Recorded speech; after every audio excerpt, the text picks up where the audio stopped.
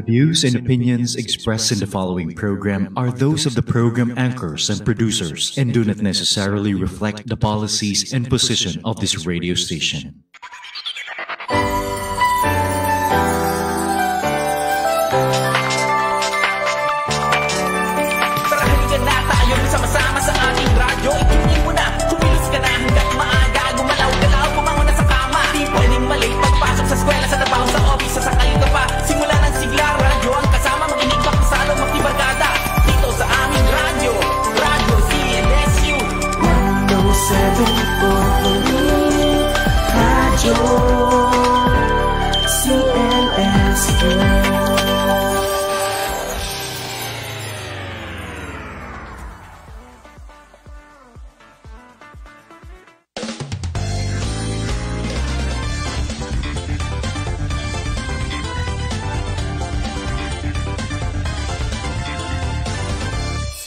CLSU Matters.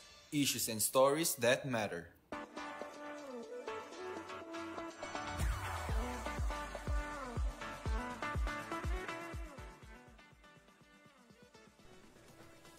Ayan, magandang hapon CLSU ones and syempre magandang hapon sa ating mga karadyo and ating mga kamater, lalong-lalo na sa mga nakatutok at nakikinig sa atin ngayong hapon. Gayon din sa mga palaging nag-aabang at nakasubaybay dito sa ating sa Radyo CLSU, the University's official radio station. Pero syempre, babatiin din natin yung mga nakatutok at talaga namang nag-aabang sa ating Facebook live stream through the official Facebook page of Central Luzon State University. And of course, the official Facebook page of Radyo CLSU Live. Ayan. Magandang hapon po sa inyong lahat. At ako muli ang inyong makakasama. And of course, together with Reagan. Kami po ang inyong makakasama sa isang masaya at makabuluhang talakayan ngayong hapon. I know, ay marami ding excited sa mga karadyo natin. Especially sa mga students natin ngayon. Kaya ayan, tumutok lamang po kayo. Of course, and syempre mag-comment kung gustong magpa-shoutout. And kung sa talakayan natin mamaya, pwede kayong mag-comment ng mga questions or concerns ninyo na pwede nating i-raise sa ating resource person. Ayan, I am Regan Talento. Ayan, and I am Julian DC Pagaduan, and we are your host for today's episode of CLSU Matters, Issues and Stories that Matter. Siyempre, bago tayo magtungo sa ating talakayan, siyempre babatiin natin ang ating University President. Ayan, hello po, Dr. Evaristo Ayabella. To our Vice President for Research and Extension, Dr. Emmanuel M. Vera Cruz, and to our Vice President for Academic Affairs, Dr. Ravelino R. Velasco. And syempre, babatiin din natin ang ating Vice President for Administration, Dr. Ariel G. Mactalan, at ang ating Vice President for Business Affairs, Dr. Karenina B. Romualdo. Magandang hapon po sa ating lahat. Ayan, batiin din natin ng magandang hapon at ang ating mga directors, deans, department heads, faculty and staff, and student leaders. And gayon din sa ating mga masipag na University Security Force at sa ating mga UTS drivers. Siyempre, hindi natin pwedeng kalimutan. Babatiin din natin na isang magandang hapon ang ating nag-iisang radio station manager. Yes. Ayan. Hello sa iyo, Ma'am Zoril Villaflores. At siyempre, sa mga kasama natin sa ating opisina, sa PMS, Stratcom, yes. and of course, sa mga nakakasama natin sa University, Office of the University President. And syempre, yung kapitbahay natin, yung OBPRE, and yes. of course, yung UBAP. Ayan, magandang hapon po sa ating lahat. And syempre, ayan, mag-shoutout din muna tayo, no? Ayan, nanonood sa atin si Sir Bon Rainer Lizo. Ayan, hello po, good afternoon. And sabi ni Sir Jake Joshua Calvero, ayan, shoutout po. Ayan, magandang hapon po. Ayan, tumutok lamang po kayo, of course. Ayan, kung may mga gusto pang magpa-shoutout, open po ang ating comment section. Ayan, mag-comment lamang. So, ikaw, Reagan, baka may gusto kang batiin ngayong hapon. Yun lang, shoutout ko po yung mga family ko, no? And pati yung mga kasamaan ko po sa Cash for Work, no? So, load ka dyan, guys. Ayan, so baka naman sabihin mo, i-invite mo na rin silang mag-comment. Yes, comment na dyan, guys. Pag may mga tanong kayo, comment lang kayo dyan. Ayan, syempre, nababatiin ko na din yung mga friends and family ko na talaga namang super supportive din sa ating programa. Ayan, hello sa inyo.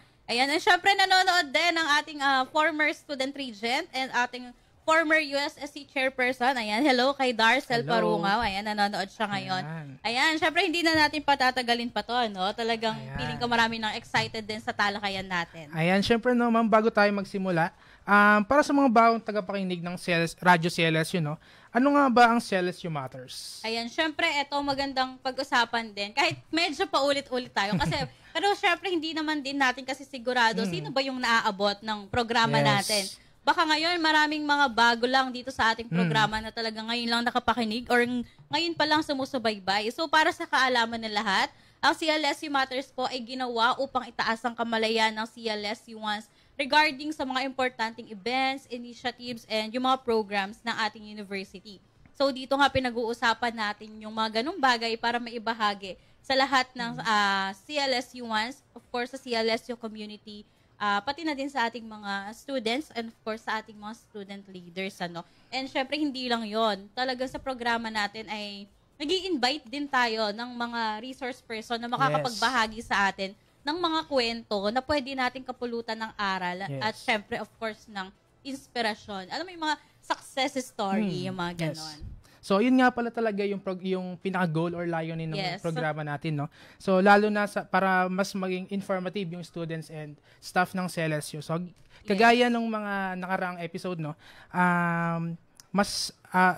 Pwede ba tayo magkaroon ng recap, no? Patungkol sa mga na-discuss sa last episode? Ayan. Sabi mo nga, mas maging informative or yung programa natin. So, ang kagandahan nga sa atin ngayon, talagang tinatry na natin yung different approach para makarating sa mga students and of course sa ating mga faculty and staff, sa lahat ng employees ng CLSU, yung mga nangyayari sa kasalukuyan, ganon. Ayan. So, talagang pati sa radyo, hindi na lang at sa social media natin makakuan. Pati although napapanood din nila ngayon sa ating Facebook Live, ang programa natin, ang episode natin ngayon, kumbaga, madami silang option para pagkuhanan ng impormasyon. So, ayun nga, recap natin sa nakaraang episode, na pag-usapan nga natin yung pinakabagong-bagong course ng College of Arts and Social Sciences, na kung saan nakasama natin si Dr. Ken Calam. Ayan. Talagang, grabe, ang dami nating natutunan sa episode natin na yon. Kasi, for sure, yung mga students natin ay limited pa lang din ang aware na meron na tayong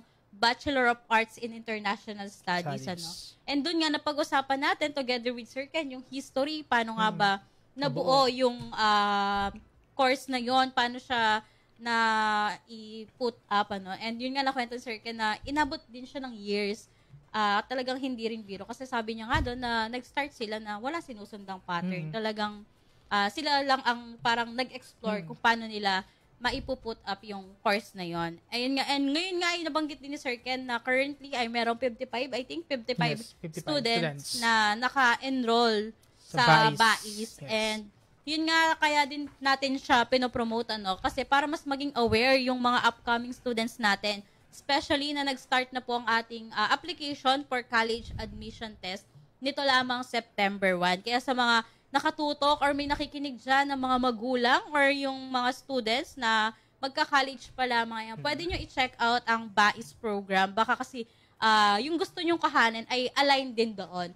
Kasi nabanggit nga ni Sir Ken na ang parang pinaka-major nila is yung Global Sustainable Development na talagang naka-angkla din sa ating university. Ayan, talaga namang yung mga topic natin dito is talagang para makapag-inform ng ating mga viewers and audience. And syempre, ngayon nga, since kamakailan lang ay talagang nasa bagong administrasyon na tayo ng mga leader estudyante, talagang nito lang din ay kakayari lang mag-oath ng ating student regent. Kaya naman syempre, igagrab natin tong opportunity na to para syempre malaman ano nga ba ang kanilang responsibilities, yung mga roles, and of course, yung mga future plans nila para sa CLS and of course, lalong-lalo na para sa mga students. Siyempre, sila ang magre-represent ng buong CLSU students. And nakakatuwa, kasi naging guest ko din, kagaya kanina na banggit ko, nanonood si Darcel. Naging guest ko din siya last year, nung bagong oath din siya as a student regent. And ngayon nga, panibagong taon, panibagong academic year, ayan, i-guest din natin ang ating bagong student regent. Ayan, so kaya naman po, wag na natin patagalin pa. So, Ma'am Julian, kaya po, ipakilala nyo na po yung ating, sino yung makasama nating resource? Ayan, so, hindi na natin patatagalin to kasi talagang suking-suki din, suking-suki din dito sa radyo kasi pagka ako nag-i-scroll ako, nakikita ko, siya yung guest, ganon. Talagang sa sobrang dami niyang affiliation, talaga namang, Ang dami din kilala talaga siya. Dami kumukuhang programa sa kanya. Kaya naman, syempre, hindi na natin patatagalin pa kasi for sure, ay excited na rin kayo marinig ang aming kwentuhan. Kaya naman, let's all welcome Honorable Aljon B. Viterbo, our USSC Chairperson and our Student Regent. Good afternoon po sa inyong lahat. Ayan. Hello, Aljon. Hi, ma'am. Hi, sir. Ayan. First, gusto ko namin i-welcome dito sa CLSU Matters. Although hindi mo first time dito sa Radyo CLSU, pero first time mo dito sa aming programa. Yes po. Ayan. So, ngayon, kumusta ka naman? Ngayon po, bukod po sa thesis, sa council, okay naman po. Kakatapos lang po ng meeting namin kahapon, and then ngayon po, well-functioning po and productive naman po tayo. Yes. Alam mo yan, may maganda. Kasi tatapusin niya yung linggo niya na talagang productive pa rin. Ayan. Talagang wala siya sinasayang na araw. Ano. Parang feeling ko, araw-araw ay productive ang araw ni Aljon. Ayan. So, ngayon, since first time mo dito sa CLSU Matters, ayan, baka meron kang gustong batiin, ayan, or i-shout out, baka may mga nagpalista na sa'yo dyan, ng mga magpapa-shout out. Ayan, so good afternoon po. Una-una sa lahat ng aming mga kapwa-estudyante dyan. Hello, CLSU1, sana okay pa kayo. Malapit na naman tayo mag-term exam. And then sa mga nandyan po sa Student Union Building, USSC officers, committee members, good afternoon sa inyong lahat. And of course, very supportive ko pong parents. Ayan, hi ma, hi pa. Good afternoon po. Feeling ko nanonood din sila ngayon. Ayan. So, syempre, for sure, yung mga students natin ay madami na ding questions or baka feeling ko inaantay ka na nila talaga para makapagtanong na sila. Parang 24/7 po talaga silang may questions. Parang 24/7 na. Hindi na uubos ang concerns and questions. Kaya naman, Aljon, ready ka na ba? Opo. Okay. Syempre, parang mas makilala pa natin si Aljon. And of course, since bagong academic year, may mga freshies tayo. Ang dami nating mga bagong CLSU1. Yes po. So, syempre, sa mga hindi ka pa kilala, baka naman pwede ka munang magpakilala. Pwede mo ba kaming kwentuhan kung sino nga ba si Aljon? Ano bang course niya? And of course, anong year na ba si Aljon? Ayan. So, magandang hapon po sa inyong lahat. Ako po si Aljon V. Viterbo, ang inyo pong Student Regent and USSC Chairperson para po sa taong panuruan 2025 to 2026. Sa kasalukuyan po ay 4th year psychology student po tayo.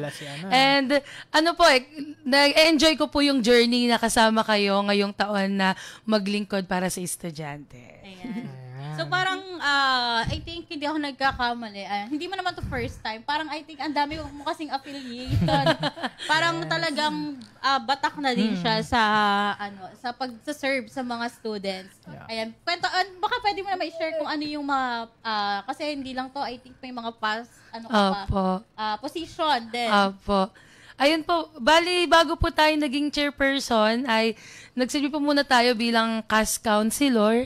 And then po last year po pinagtulungan po talaga nating i-well-establish yung bagong organization po dito sa CL.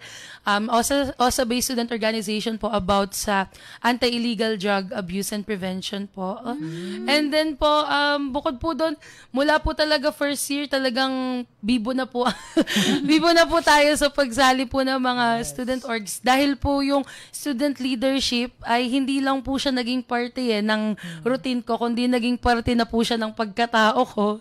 Dahil mula elementary po, high school, talagang andito na po talaga ako. So talagang kapag ka nawawala siya, parang may kulang din po sa araw-araw kong pamumuhay. Kumbaga naging part na talaga siya from SPG, SSC, yes, USSC, Yes po. So parang, bakit sa tingin mo parang yung family nyo ba? May ganun ba? Nasa political kwan ba ang family nyo? Wala naman po, pero ang sure ko po, yung nanay at tatay ko po, talagang matulungin. Matulungin po sila na, feeling ko, namana ko po sa kanila yon na hindi po sila tumatahimik kapag nakikita nilang may mali. Talagang bata pa lang po kami, napalaki na kami na kapag ka alam mong tama yung pinaglalaban mo, wala kang dapat katakutan. Yes. So, it runs in the blood pala. Ayan. So, dahil nakilala natin si Ma'am Aljon, no? Curious lang po, ma'am, no? Ano yung nagtulak sa'yo na bakit tumakbo ka bilang chairperson ng student council? Syempre po, nung una takot talaga po. Dahil iba yung pressure po eh. Iba yung i-expect sa'yo ng tao once na mag-run ka. Pero it was during one of our class po in psych na sabi ng professor namin, kung may nakita kang problema at wala kang ginawa sa problemang yon, isa ka sa gumagawa ng problema. Pero kung ikaw, nakita mo yung problema at may ginawa ka, isa ka sa gumagawa ng paraan para unti-unting magkaroon ng solusyon. And ako po, bilang first year pa lang nasa student council, nakita ko na po talaga yung problema. Yung gap between council and students na although may nag-exist na USSC, pero not all students know that there is USSC. Yeah. Not all students know na may tatakbuhan sila kapag may kailangan sila. And yun po yung gusto naming i-bridge na gap. Na maging bridge, maging ano po yung term namin na ma-feel talaga ng mga estudyante na may kasama. And yung mga problema po na nakita ko na mula nung first year pa ako ay kahit papaano po, unti-unti po namin, maisa-isa po namin na masolusyonan ngayong taon po. Ayan. So, tama din yung sinabi mo na maging bridge sa mga students. And ngayon na, gaya din na nabanggit ko kanina, may mga bagong estudyante tayo na talagang ngayon pa lang ine-explore yung ating university, ano? Yes, kasi po. yun yung parang part na nagta-transition sila from senior high school to college na talagang, syempre, may mga nangangapa pa rin. So, pwede mo ba, syempre, i-explain din ano nga ba yung role ng USSC, ano? And, syempre, yung role mo bilang student regent. Ayan. So, para po sa aming mga ading po dyan, ang USSC po, University Supreme Student Council, ang konseho po na nagre-represent ng student body ng CLSU sa administration. So, kumbaga po, kami po yung bosses. Kami yung mic nyo, na yung mga concern nyo na hindi marinig, kami po yung mag-a-amplify sa administration para mas gawan po natin ng paraan. At the same time po, meron po kaming sense of responsibility din na paano ba namin kayo outside the classroom, paano namin kayo matutulungan to be more critically aware sa mga social issues, sa mga nagmamatter na bagay. Kasi po sa loob ng classroom, andun na yung pinaprepare kami how to be professionals, how to be competitive kapag nakagraduate kami. Ang USSC, ang role niya is how to be more human. How can you bring back to the community? How can you serve the people that once helped you? So, yun po yung role ng USSC. We are not just a council because the position, but the purpose of the USSC is to be your voice, na may kasama po kayo sa college life nyo, na may boses po kayo, and as student regent po, ang role natin ay siguraduhin po na bawat polisiya na may institutionalize po dito sa ating universidad ay na-consider po yung sa experiences and sa voice ng students. Ayan. So, talagang parang ang lalim. Kung titignan ng iba, baka pa syempre parang, ano lang yan eh, tumatakbo because of the position, ganyan. Opo. Pero kung talagang hihimay-himayin mo, hindi naman biro din talaga ang role and of course responsibilities ng isang USSC member, lalo na ang maging student regent. Yes. Kasi hindi lang naman boses mo yung dala-dala mo. Yes po. Kasi kumbaga, nire-represent mo yung ilang libong estudyante ng CLSU. Opo. Yeah. Kasi, curious lang ako, nabanggit mo kanina na parang hine-help nyo din yung mga students natin outside classroom. Yes, so, ano po. yung mga programs ng USSC ngayon na talaga para mag-connect kayo sa mga students? Opo. Kasi given na ang laki ng population ng students natin, parang, tapos compared, syempre, of course, sa bilang din ng ating mga USSC members, ayan, paano nyo na mobilize na ma-connect lahat sa mga students na maramdaman nila na andyan kayo? Opo. So, syempre po, unang-una po doon, nagpo-form po tayo ng linkages mula po sa USSC to college councils to block presidents. Para po talagang mag-grassroot po natin yung mga concerns ng students. Sa ngayon po, may mga programa po tayo, initiative na binaba. Specifically po yung sa SIFAF, Student Charity and Financial Assistance Fund, kung saan po, nire-reach out po natin yung mga estudyante na nangangailangan ng financial assistance sa if ever nagkaroon po sila ng medical concern, kailangan po nila ng professional fee for lawyer or psychologist, or kahit po kailangan nila ng tutor, kapag i-connect po natin sila sa mga orgs na nagko-conduct po ng tutor. Yung pag-form po kasi natin ng linkages, ang goal po namin doon is yung makita po talaga namin kung ano yung problema dun sa baba. And from yung ginawa po namin na yun, ang nakita po namin is talagang may struggle po yung students natin ngayon sa pagmamanage ng time sa academics, yung hindi lang po sa time, yung workloads po talaga sa ACADS natin. Kaya ngayon po, naka-ready po kami for Suicide Prevention Month this month and Mental Health Awareness Month next month. So may mga series of programs and campaigns po kami na i-conduct para po sa ating mga students. Ayan, so bilang student regent nga, no, so our student body ng Sangka Estudyante. Ayan, so paano mo balak hikayatin at isama ang mga estudyante na maging mas aktibo, no, sa mga activities, hindi lang ngayong academic year or pati na rin sa mga susunod na academic year? Opo, naniniwala po kasi ako sa ripple effect na kapag may isang nagsimula yan, parang bugsh, gagano'n po siya. So ngayon po, ang talagang goal po namin ngayon is ma-empower hindi lang po yung students in general, pero the student leaders itself. Kasi po yung mga student leaders natin, nandyan sila nagsiserve, pero wala naman na pong kumukumusta sa kanila. Wala namang nagtatanong kung okay ba sila, kung bakit bigla na lang silang mag-i-stop, kung bakit kapag election wala nang tumatakbo. So yun po yung goal namin, na ma-empower sila in a sense na they will take care of each other. Na hindi po magiging dahilan yung ka-workmate nila sa council para matigil yung journey nila, na hindi, kasi po pagka marami ka na po talagang ginagawa, parang yung mood mo, yung everything changes po. So yun po yung goal namin this sem, ma-empower po namin yung mga students para po sila, kahit yung ma-recognize nila sa sarili nila na may power yung voice nila. Na yung mga student leaders andyan to support them, to amplify their concerns. Pero sila as students, they have their own voice. And gusto po namin ma-feel nila na safe sila kapag nag-speak out sila ng mga concerns. So yun po, yung main namin, paano namin sila hihikayatin. Sinisimulan po namin ngayon sa student leaders, sa mga block presidents. We're doing our best to empower them. Mga programs po, binubuhay po natin yung University Block Presidents Council. Dahil kapag okay po yung mga block presidents nila, they can easily promote it, they can easily encourage their classmates to join this and that. And kapag po kasi yung enthusiastic spirit mo and yung genuine na intention mo para mag-join sila sa something na nagmamatter, is hindi po malabo na talagang sumali sila.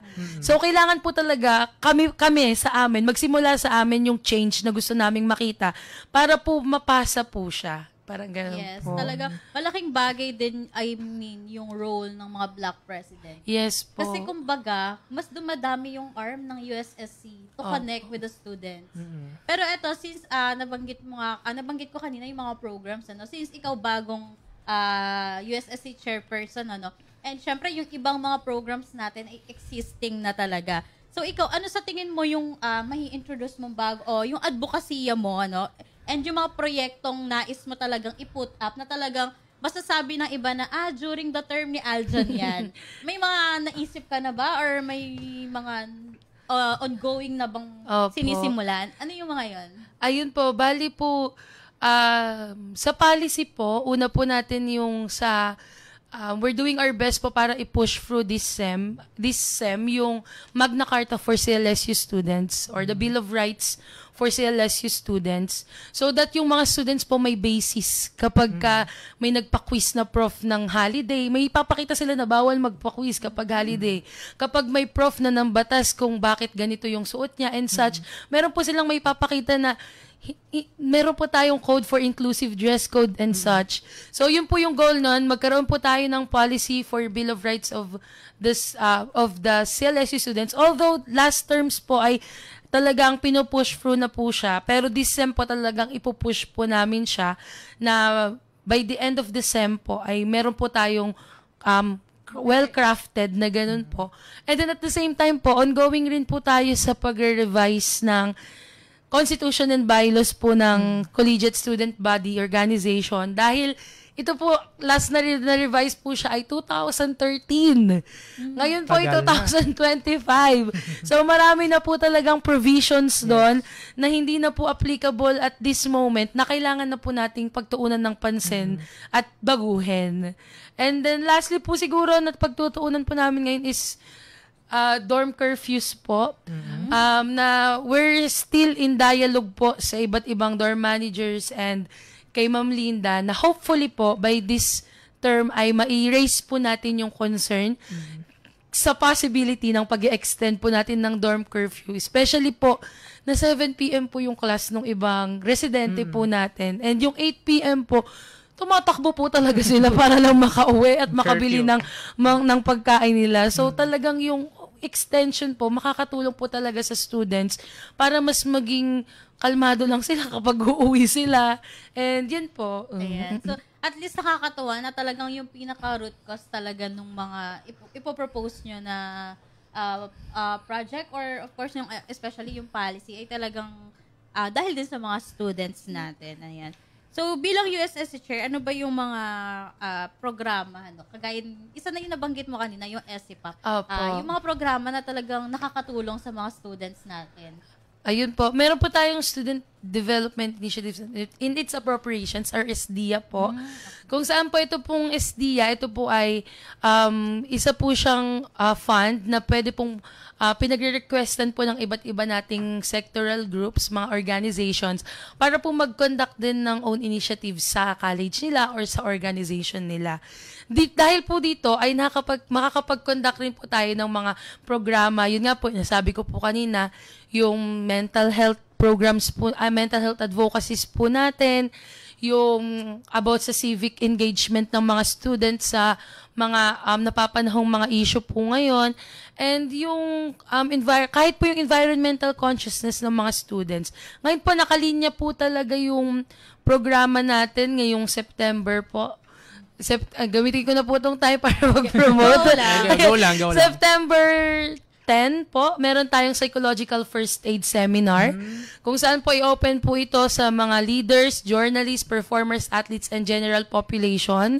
Ito po talagang para makita po natin hanggang kailan ba talaga tayo dapat mag-advise. Kailan ba yung right time para i-refer na natin sila sa baka kasi yung ina-advise natin nakaka-worsen pa sa kanila. So, yun po yung natin sa psychological first aid. And then po, September 11 po, meron po tayong Congress of Campus Leaders Assembly. Ang CCL po ay yung highest policy-making body of the studentry ng CLSU. So, i-convene po natin sila ng September 11. And then, September 23 po ay commemoration po natin ng martial law. And marami pa pong iba. Ayun po. So, linawin lang natin, yung sa SDIA, nabanggit mo nga. Kasi syempre, dapat hindi naman tayo only budget. Opo. Para lang din malinaw sa mga student natin. Although pwedeng lumapit, pero sino-sino lang ba talaga yung mabibigyan ng grant? Kasi hindi naman lahat talaga ay nabibigyan. Ayan, so sa SDIA po, marami po tayong factors na kino-consider. Pero kung sino-sino po ay kapag po group tayo, pwede po ang mga SOUs, mga college student councils, mga committees ng USSC, and even department councils po, basta hindi po sila magcha-charge ng fund dun po sa college fund. So sa ang SDIA po kasi, marami po siyang sectoral fund. Halimbawa po, Code A, Infrastructure. Code B, Internationalization. Code C, Capacity Building. So, depende po sa nature of request kung ma-approvean po. Depende po sa nature of request kung saang code po siya dadalhin. So, kahit po yung mga student performers po natin, mga athletes, pwede rin po silang mag-request. Pero syempre po, tinitignan po ng SDIA committee kung saang code po siya appropriate. And then, yung code po na yun, ayun po yung nakakalungkot kasi minsan po nauubos yung code, hindi na po namin mabibigyan yung ibang nagre-request. Halimbawa po, for capacity building. Yung capacity building po, yun po yung pinangsusuporta natin sa mga student leaders na nagsiseminar outside the school. Yung pupunta po sila sa iba't ibang lugar. And then, halimbawa po, may 10 nang nag-request ngayong September. Okay. May 15. Naubos na po yung code natin doon. So, kapag may nag-request po, wala na po kaming pagkukuhanan na code. Pero, kung para kanina po yung SDA, para po talaga siya sa lahat. Kaso po, ang problema ay yung fund availability po natin. Ayan. So, kasi sabi ko nga, hindi naman tayo only budget. Opo. Ayan. So, talagang, since ganun nga, nabanggit mo din kanina yung SDA committee. Opo. Ayun. So, okay lang ba kung banggitin natin sino-sino yung mga committee? Kasi I think Opo. sila yung nag-evaluate din Opo. ng mga request ng ating mga students. Ayan. Para lang din, syempre, alam nila yung process din na Opo. kung if ever magre-request man sila. Ayan. So, kapag nag-request po kayo sa SDA, meron po tayong sinatawag na SDA Form 2 or ito po yung project proposal. Gagawa po kayo nun and then lalagay nyo po doon anong activity, kailan gaganapin, date, venue, rationale, methodology, and project proposal po talaga siya hanggang budgetary. And then po kapag na-fill upan nyo na po yung SDA Form 2, dadali nyo po siya sa office namin, sa USSC, sa Student Union Building, sa Lagun lang po yun.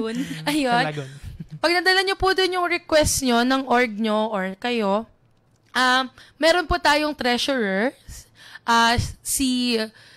si Treasurer John Paul, acting treasurer po natin ngayon si John Paul Dakaymat, siya po ang nag-acting natin as SDA secretary.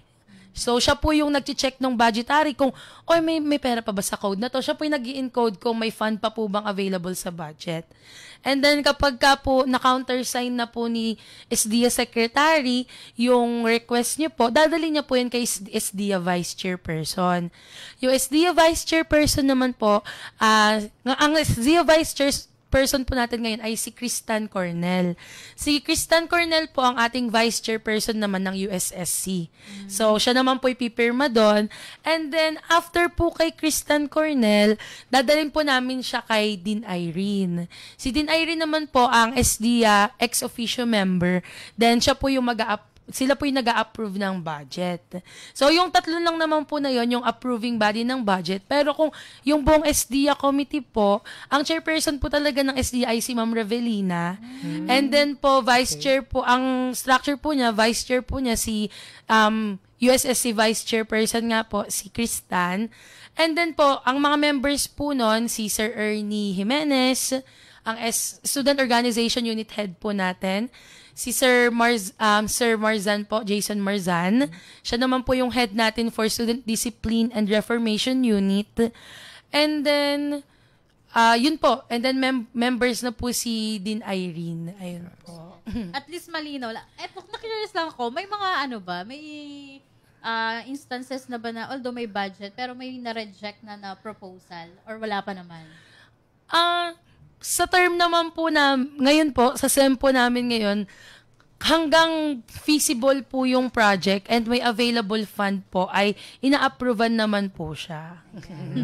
At least malinaw na lang din kasi baka mamaya syempre yung iba baka lumapit din Opo. Talagang yun nga lang i-evaluate po talaga. I-evaluate and also depende rin sa availability of funds. Yes po. So transparent naman sila doon kung meron pang funds available or kung wala na. Opo, papakita po namin sa mga student yon kapag hindi na po namin sila nabigyan, pinapakita naman po namin. Ayan, ito syempre, ito alam ko, ito talaga sa pinaka-inaabangan ng mga students natin pag sinabing activities Ano yung pinaka-latest activities na papalapit or upcoming activities ng USSC? Opo. Ang latest po talaga ngayon, siguro po yung sa September 10 natin. Yung nabanggit mo din. Opo, yung Psychological First Aid Seminar po natin. Sa FPJ po natin siya gaganapin. So, abang-abang lang po kayo for pre-reg. So, saan nila makikita if ever mag-open na yung pre-registration? Sa page lang po ng University Supreme Student Council po. Ayan. Siyempre, isa to sa mga sa ngayong taon ba, may mga nakalatag na kayong activities? Opo, tapos na po yung activity namin hanggang ngayong SEM. Pera lang po yung sa lantern. Kasi tatrabahuin pa lang po namin yung lantern. Opo, next week. Talaga isa yung sa pinaka mabusise. Hindi lang exciting, Regan. Isa yung sa pinakamadaming kailangan ayusin, yes, madaming yes. ilakad na papel, ayan. Yes po. Talagang feeling ko doon nangangarag yung USSC kada matatapos ang taon. Yes po. Ito, syempre, gaya na nabanggit mo kanina, talagang parang ongoing kayo sa pag-engage ng mga students sa maging active. Although, hindi lang, syempre, na tumakbo as USSC or college council, pero yung bang tawag dito, yung pag-join sa mga initiatives Yes ng po. USSC and ng mga college council. So, ito, sa nakaraang election ng USSC, alam ko, isa din naman to sa naging matunog din na usapin, saka ng college election. Paano mo mahihikayat yung mga students na maging aktibo, bumoto? Kasi talagang, I think, nagkaroon tayo ng, yun naging usapin dati na actually, wala nga lumaban din. Opo. Kumbaga, iisang slate lang ang meron tayo. Tapos di ba po kompleto? Hindi pa rin kompleto. Ayan. So, paano natin mahihikayat na bumoto? And gaano ba, ikaw para sa'yo, kung hihikayatin mo sila, gaano ba ka-importante yung boto nila para sa mga student leaders na gaya nyo na talagang lumalaban and gustong mag-serve din sa ating university? Sobrang importante po nung boto ng bawat estudyante.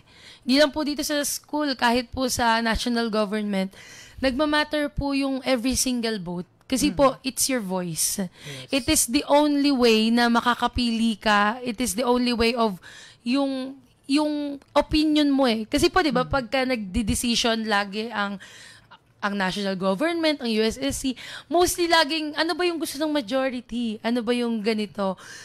Dun po sa pagboto, dun lang talaga na yung sayo, yung magmamatter. That's the only time na wala kang ibang kailangang i-consider na factor. Pero ano po, syempre, mag-background check ka. Pero yung magmamatter po kasi sa voting, it's not just shading or what. It is your voice. It is your contribution. Kasi po kung magbuti yung naiboto nating leader, magiging mabuti rin po yung magiging sistema ng community natin.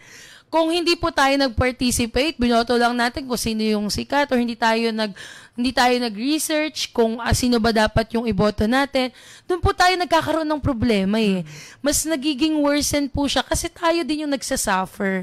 So kapag ka po tayo, pinapractice natin yung rights to votes, we are helping our community on how to be better. Kasi po kami, nung nanalo kami, ang laging pinangahawakan namin yung mga tao na nagtiwala sa amin. Kumbaga, kayo din po yung nagiging inspirasyon namin. Kung bakit kami kung bakit talagang kahit anong oras yan, kahit ano, we're always there. Kasi po, may vina-value namin yung trust na inaibigay sa amin ng mga students and we do not want na ma-disappoint po sila at any way. And doon naman po sa mga tatakbo, gusto ko po talaga sila na gusto ko pong i-emphasize yung point na you don't expect other people to trust you or to believe in you if you cannot trust yourself. Sobrang nakakatakot po na tumakbo kahit dito lang po sa university. Yung fear po talagang great. Pero yung purpose po kasi yung intention mo, yung kailangan mong gawin. Kasi kung hindi sa'yo magsisimula, saan? Nakikita mo na yung problema lalo na po sa mga students natin. Hindi po, duda po ako kapag may nagsabi na estudyante na pag may kinausap po kayo dyan, tapos sinabi niyang wala siyang problema. Wala pong ganon. So, ang pagiging isang student leader po talaga, nakaugat siya sa struggles ng mga students. Ngayon, tayo, as student leaders, we label ourselves as student leaders, ano yung gagawin mo? Hahayaan mo lang ba? Manunood ka lang ba? So, yung pag-participate po sa election, yung pagtakbo, that's your first step. Just the first step of yung nakikita mong problema is masolusyonan.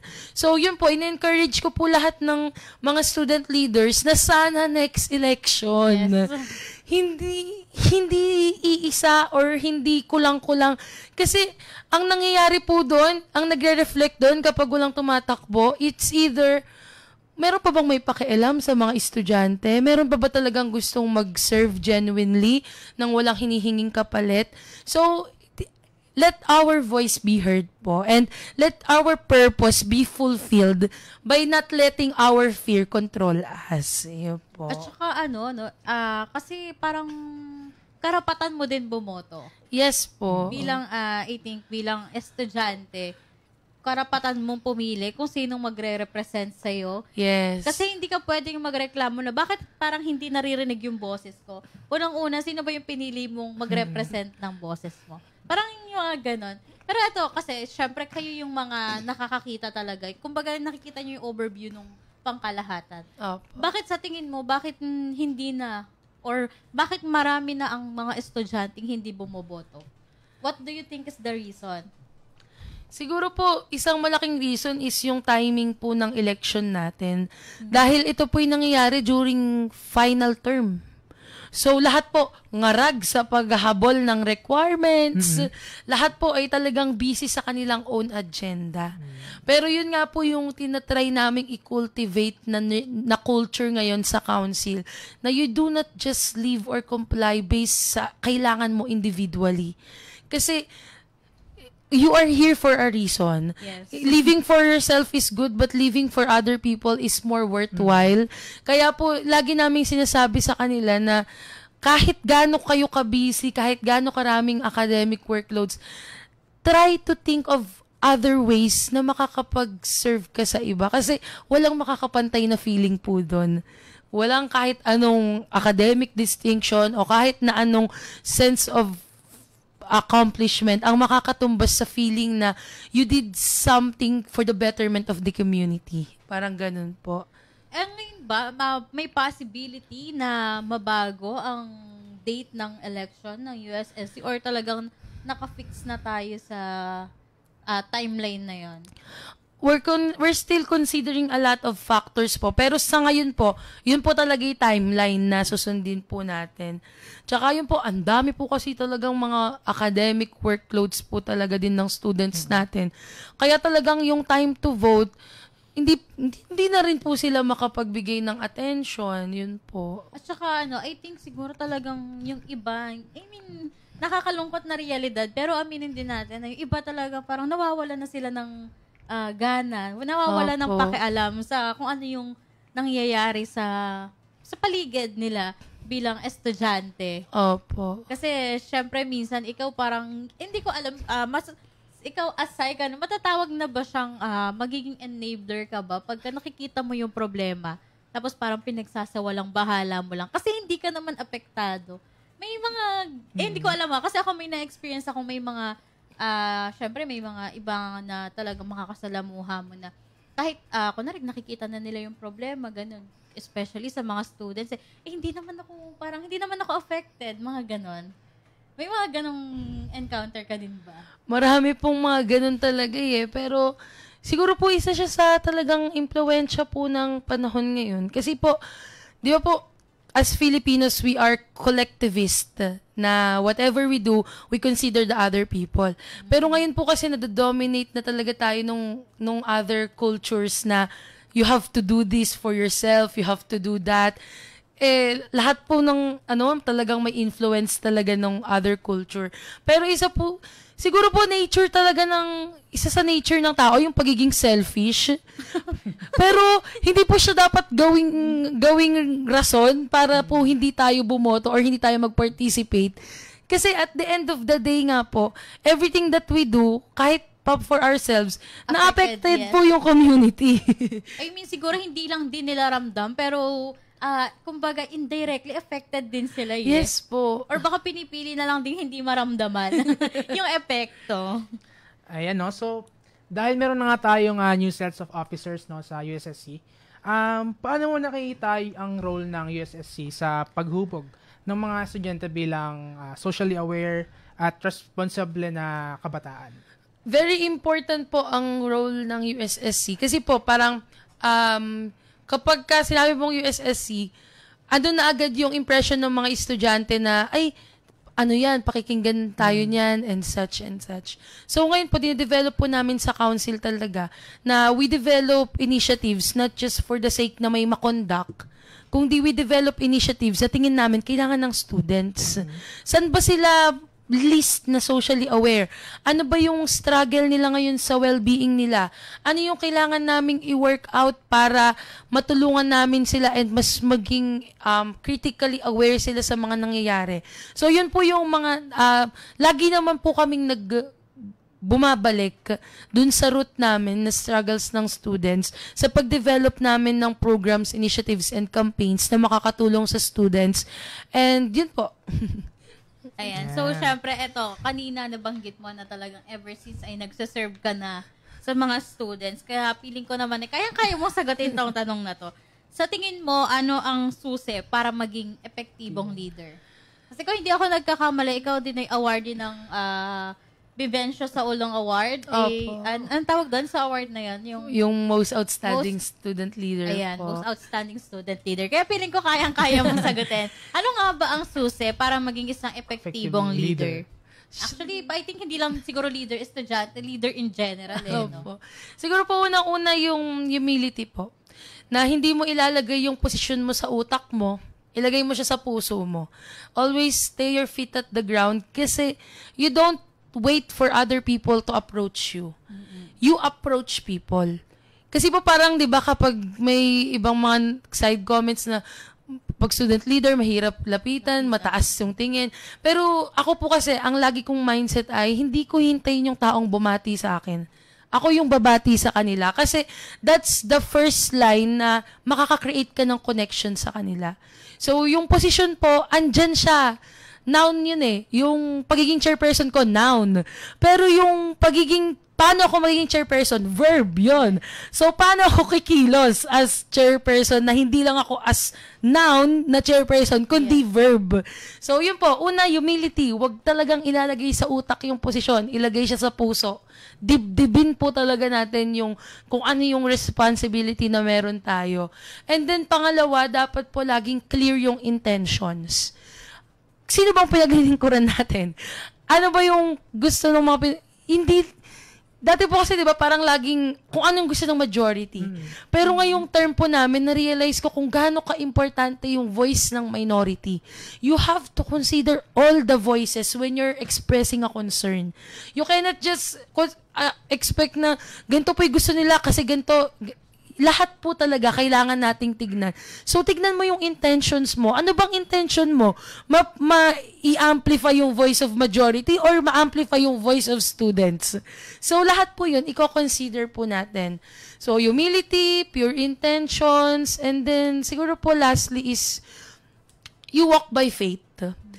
Because there's so many times that you will question yourself if you are qualified for this, if you are the one for this, pero it's only the faith po with our Lord that keeps me go back dito po sa journey na to kasi He's the one who appointed me on this.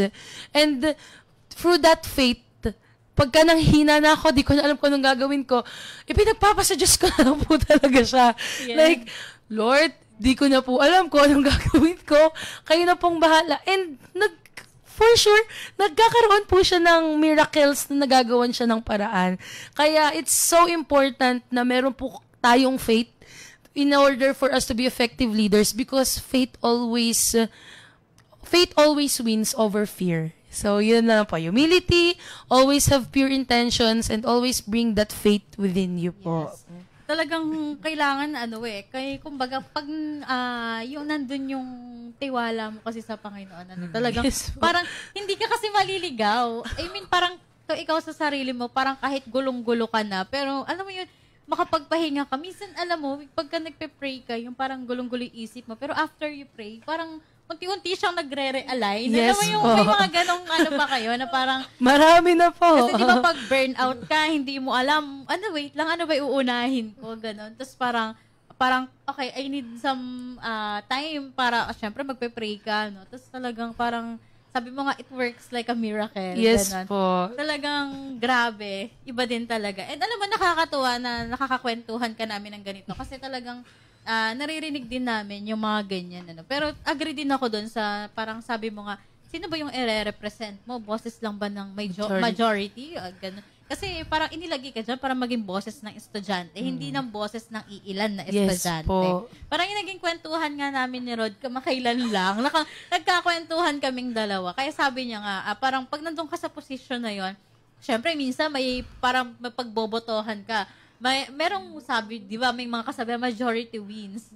Sabi ni Rod, hindi lang naman ako nandito sa posisyon na to para maging boses ng majority. Yes po. Kasi estudyante pa rin naman yung mga nasa minority. Yes, ma'am. Kasi sabi nga niya, kailangan mo ding tignan ano ba yung reason nila, bakit hindi sila uma-agree. Para syempre makapag-meet halfway and mabigay yung solution para sa mga students natin. Yes po. Ayan. So, ikaw, Regan, may question ka pa ba kay Aljon? Sa akin, wala na, ma'am. Baka may gusto ka pang matutunan kay Aljon. Talagang grabe ang kanyang experience sa pagiging student leader, ano? Parang ilang years yon? 6 years sa elementary, 6 years sa high school, tapos ngayon 4 years Hindi naman po 6 years sa elementary. Nung grade 5 pa lang po Grade ako. 5 na. Opo. Oo, kasi nag-i-start 18 tumakbo ng SPG pagtungtong ng grade 5, grade 6 lang. Grade 5. Kumukuha ng Yes. ano. Ay, sorry naman, Aljon. Patawarin. Ayan, so, again, syempre, thank you so much sa pagsagot ng mga questions namin, ano. And ayan, syempre, sa mga students natin na nakatuto ngayon, kung meron kayong questions, ayan, concerns, ayan, para directly ma-raise natin kay Aljon, ano. So, ikaw, Regan, may mga nagpapa-shoutout ba dyan? Or may mga meron question? Po. Ayan, si Ma'am Josie Vidal Viterbo. Good afternoon Hi, po and God bless Siya po yung everyone. mama ko. Yeah. Ayan, hello po sa mama ni Aljon. Magandang hapon po sa inyo. Ayan, syempre, tignan naman din natin dito kung may mga questions sila. Kung mukhang wala naman silang question. Ayan, parang feeling ko na ano din sila sa mga explanation ni Aljon. Para napapatulala na lang na ganun. Sa galing magsalita ni Aljon, talagang parang magagrasp mo yung kung ano yung pinopoint niya. And ngayon nga, syempre, ayan, nag-comment si Darcel. Hello po, Ma'am Julian. Ayan, hello kay Darcel. Hi, Darcel. Hello. Kasi naging guest ko din siya nung nakaraan. Last year bilang bagong oath nga din na student leader. And nag-comment din si Ma'am Giselle Agustin. Ayan. So, may problem po sa OTP. I think tinutukoy ni Ma'am yung sa college admission test. Yes, I think ma'am. siguro ongoing na i-fix yung problem din sa application. Ayan. Bali, na-erase po namin siya sa CTEC. Ang sabi po ay, kapag kada po kasi maraming nag-confirm ng application, bumabagal lang po yung pagsisend. Yes. Ayan, syempre nagkakaroon. Ito meron tayong IT expert na kasama. Ayan, siya po ay graduate ng IT, So, explain mo yan. Syempre kasi sabi nila may problem nga daw. Ayan. So, nagkakaroon ng internet traffic. Yes, Ayan. nagkaroon ng internet traffic kapag sobrang daming mga visitors sa isang website ng CTEC. Nagkaroon ng interruption. Ayun. Ayan, so, ayan po, mag-wait lang din po tayo since talagang marami po ang nag-a-apply na mga estudyante. Ayan, hindi lang po tayo sa kalsada may traffic. Meron din po tayo internet traffic. Yes. Ayan, tignan pa natin. Nag-comment din si Sir Isaac Huros. Good afternoon po. Tanong lang po, open po ba yung registration ng mga bagong freshman? Yes po, sir. Ongoing po ang ating college admission test. Ayan. And si Sir Joshua Paul Dilig, pa-shoutout po. Ayan, shoutout po, Sir Joshua. Nag-comment din po si Ma'am Junie. Ayan, hello po. And si Ma'am Valerie Talan. Ayan, hello po, Ma'am Valerie. And si Sir Paulo Angelo Orancia, pa-shoutout po. Ayan, hello po, Sir Paulo. And of course, si Sir Joel Collado ay nanonood at nakatutok din sa atin ngayong hapon. Hello po sa inyo, Sir Sir Joel. Joel. Hello po. Ayan, feeling ko nalinawan talaga sila sa naging kwentuhan natin kay Aljon, Kaya wala silang mga question. Again, thank you so much din sa pagpapa-unlock ng aming invitation. Syempre para ma-share din yung platform ng USSC and kung para saan nga ba ang USSC and ang ating student regent. Syempre, gaya nga nasabi mo, para maging boses ng ating mga estudyante. And ngayon nga, bago tayo matapos, ano ang gusto mong mensaheng iwan sa ating mga students, And syempre sa mga susunod na henerasyon ng leader na kasi syempre yung isa sa talagang matunog ngayon na usapin din dito sa ating paaralan. Paano ba natin mahihikayat yung mga future leaders natin? Kasi I know meron dyan na talagang innate na din sa kanila yung pagsiserve pero may mga nag-hold back lang din. Opo. Siguro lang po, paalala lang po sa lahat, student in general, unang-una, know your why. Why are you here? Why are you still breathing? And pangalawa, yun po. Una, know your why. Pangalawa, live intentionally. We cannot expect change to happen automatic. We have to be intentional when we want to do something and we want to change something. We have to live intentionally. And pangatlo po is to enjoy and explore life. We cannot expect to enjoy and explore life when we are just doing our everyday routines, just like what it is supposed to be. So, sa lahat po ng estudyante na nakikinig po ngayon, always know your why, always live intentionally, and enjoy and explore life because you will know yourself more. And once you know yourself more, you know why are you living, you will know how to give more and the best quality of service to the students and to the people that you will serve in the future. Ayan. Ang ganda na, para tayong talagang nakikinig ng sa mga linyahan ni Aljon. Pero Aljon, nag-comment din ang ating Vice President for Business Affairs, ayan. Nag-comment si BPK. Hello, Presi, sabi niya. Ayan, hello, BPK. And of course, si Ma'am Mary Joy Macaranas ay nanonood din sa atin. Again, Aljon, maraming salamat sa pagsama and of course, sa pagpapaunlak na aming imbitasyon para nga sa episode natin ngayon. Talaga namang feeling ko, no, yung mga freshman natin dyan ay talagang naiintindihan na nila paano nga ba nag-work ang USSC. And of course, syempre, kung talagang may mga concerns sila, pwede kayong lumapit sa mga students natin. Since sila nga ang bosses ng ating mga estudyante. Ayan, maraming salamat. Thank you din po, ma'am. Talagang natuto rin sir. Ayan. So, thank you rin po, ma'am, no, sa pag-share sa amin ng mga information na talagang nakatulong sa, mas mapalawak yung aming kalaman. Hindi lang sa amin ni Ma'am Julian, pati na rin yung mga students. Ayan. Again, maraming salamat, lalong-lalo na sa mga tumutok at nakiisa. Of course, yung mga nag-comment, talagang naki-engage sa ating kwentuhan ngayong hapon. Maraming salamat po sa inyo. And syempre, huwag niyo pong kakalimutang suportahan ang CLSU Matters every Friday, 2 p.m. dito sa Radyo CLSU. And live din po tayo sa ating Facebook, ang Central Luzon State University, and of course, ang Radyo CLSU Live. Ayan, again, I am Julian DC Pagaduan. And I am Regan Talento. This is CLSU Matters, issues and stories that matter. Kaya naman, laging tandaan, in CLSU Matters, you matter. Ayan. Goodbye and God bless everyone. Enjoy your weekend.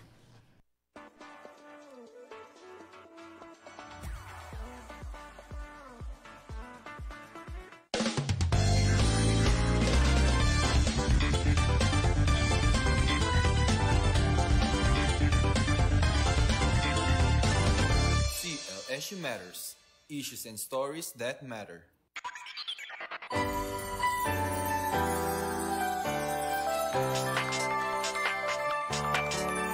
Tara, halika na tayo sama-sama sa ating radyo. Itugin mo na, kumilos ka na hanggat maaga. Gumalaw-galaw, bumangon na sa kama. Di pwedeng mali, pagpasok sa eskwela, sa trabaho, sa office, sasakayo ka pa. Simula ng sigla, radyo ang kasama. Makinig, makisalo, magkibarkada.